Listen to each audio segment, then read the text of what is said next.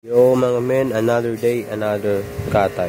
So ganito pala yung paraan ko para maglubog ng manok sa tubig na hindi gano'ng mainit. So inuuna ko yung paab, tapos bibilangan ko kung ilang segundo ko yan nilagay.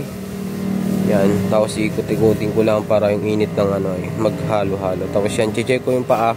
Yan, okay na yan siya. Tapos yan, ganyan siya. Sa paa mo na ako nag-check. Tapos bago ko ilulublob yung katawan niya ng ilang segundo. Yan. Siguro naman sa 30 seconds yan na medyo mabilis yung bilang ko. Tapos yan, check ko yung buntot pag madali na matanggal at yung pakpak. Yan. Pwede na siya pero lulubog ko muna ng konti para saktong-sakto yan siya mga men. So yan, okay na yun siya. Pagkatapos ilalagay ko na dun sa balay, sa parte na magbabalahibo na ako ng manok. Ayan, ganyan lang ang tekniko mga men. Sana nakatulong sa inyo. Salamat.